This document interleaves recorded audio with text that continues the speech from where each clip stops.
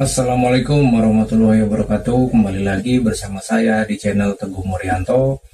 Alhamdulillah hari ini saya bisa upload video kembali untuk sharing tentang materi-materi yang berhubungan dengan multimedia dan juga tentang ilmu komputer lainnya.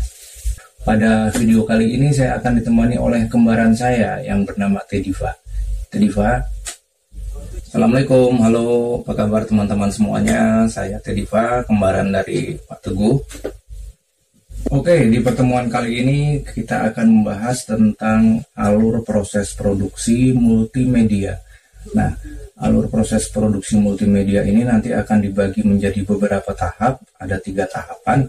Nah, kita mulai dari tahap yang pertama, yaitu praproduksi. Nah, pada tahap praproduksi ini yang pertama adalah proses pencarian ide. Nah, dalam proses pencarian ide ini bisa melalui berbagai macam cara, berbagai macam metode. Yang pertama adalah bisa melalui video non-commercial use. Video non-commercial use. Jadi video ini biasanya didapat dari media internet atau media cetak untuk mencari berita atau isu yang sedang tren, yang sedang aktual saat ini untuk kemudian dijadikan sebuah ide untuk pembuatan produksi multimedia. Kemudian yang kedua bisa juga melalui company profile, ya. Jadi dari company profile ini biasanya melakukan pendekatan dengan pihak perusahaan, ya, melalui pendekatan pihak perusahaan biasanya dicari tentang bagaimana sejarah perusahaan tersebut, kemudian struktur organisasinya bagaimana, kemudian logonya seperti apa, ya. Ini biasanya ada batasan-batasan dari perusahaan tersebut, ada yang boleh dipublikasikan dan ada yang harus dirahasiakan. Ya, ada beberapa metode-metode lain lagi yang akan dijelaskan oleh kembaran saya Tediva. Tediva, silakan. Ya, jadi selain metode-metode tadi yang sudah disebutkan oleh Pak Teguh, ada beberapa metode lagi yang sering digunakan untuk proses pencarian ide. Ini tergantung dari masing-masing dari kalian biasanya pakai metode apa.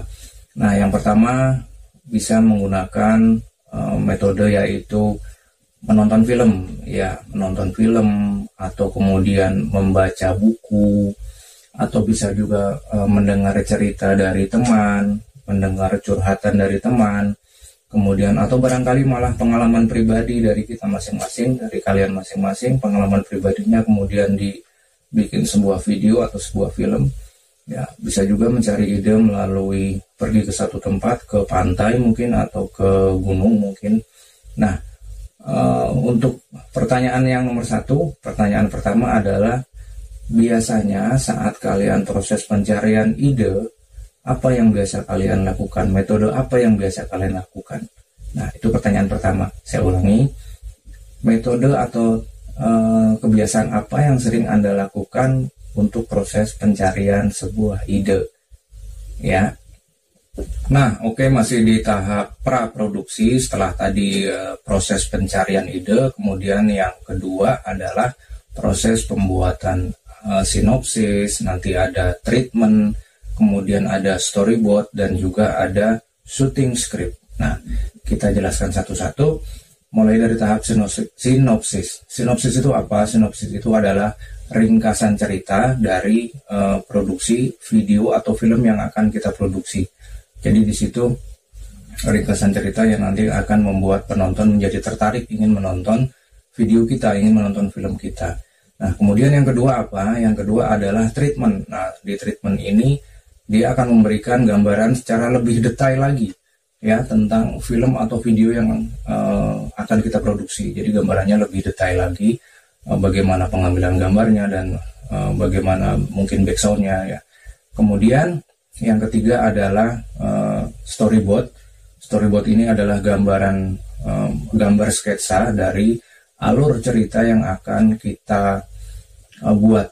Jadi nanti di storyboard ini ada gambar menggunakan sketsa, menggunakan pensil, ya, bagaimana kita membuat gambarnya, bagaimana pembuatan untuk di storyboardnya nanti akan saya jelaskan di video selanjutnya.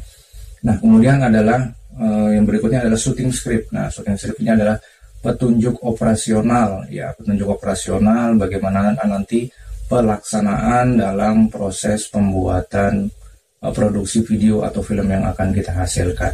Setelah tadi tahap pertama adalah praproduksi, nah sekarang tahap keduanya adalah tahap produksi. Nah, di sini diperlukan atau dibutuhkan seorang kameramen yang sangat handal atau yang sudah berpengalaman. Nah, peran dari seorang kameramen di sini di bagian produksi ini adalah sangat vital sekali karena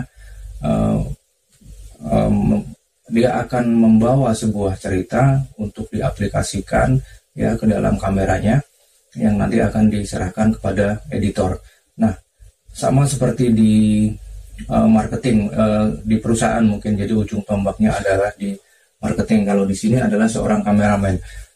Percuma juga kalau misalnya artisnya sudah bagus, kemudian peralatannya bagus, tapi ternyata kameramennya ngambilnya secara asal, secara tidak profesional, maka nanti hasilnya akan kurang maksimal. Nah, ada hal-hal yang harus diperhatikan oleh seorang kameramen di sini dalam pengambilan gambarnya. Yang pertama adalah sebisa mungkin kameramennya mendekati objek. Ya, jadi istilah kalian adalah jangan mager, jangan malas gerak. Jadi seorang kameramen sebaiknya mendekati objek, bukan menggunakan tombol zoom. Ya, jadi kalau di kamera bukan menggunakan tombol zoom. Ada kalanya harus menggunakan tombol zoom kalau misalnya medannya memang tidak bisa kita mendekati objek. Tapi kalau bisa mendekati objek, usahakan untuk mendekati si objek atau si aktornya. Ya, karena nanti hasilnya akan berbeda dibanding dengan kita menggunakan fasilitas atau tombol zoom.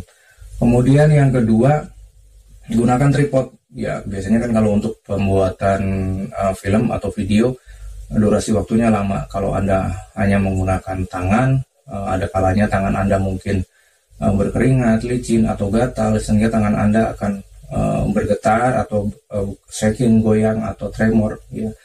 Jadi nanti hasilnya video atau filmnya pun akan bergoyang. Jadi sebaiknya menggunakan tripod. Ya, usahakan selalu menggunakan tripod. Nah, kemudian gunakan lighting atau pencahayaan yang memadai. Nah, ini juga akan membantu nanti untuk di proses pembuatan videonya. Kalau misalnya video atau filmnya bagus tapi lightingnya kurang bagus, juga hasilnya akan tidak maksimal. Nah, kemudian yang sebaiknya dilakukan lagi adalah ambil stok video sebanyak mungkin. Fungsinya buat apa? Apabila ada satu video yang dirasa mungkin kurang pas, kita masih punya stok video berikutnya. Barangkali di video berikutnya ini bisa pas atau sesuai dengan cerita yang akan disampaikan. Ya. Nah, untuk pertanyaan handphone saya berbunyi. Untuk pertanyaan kedua akan disampaikan oleh saudara saya Tediva. Silahkan. Oke, pertanyaan nomor 2 adalah sebutkan 3 tugas penting seorang kameramen. Ya, saya ulangi. Sebutkan 3 tugas penting dari seorang kameramen. Oke, tahap terakhir dari alur proses produksi adalah tahap pasca produksi. Ya, pasca produksi ini adalah tahapan akhir dari sebuah produksi multimedia, di mana di sini nanti dari hasil produksinya akan dimasukkan atau akan diserahkan ke bagian editor.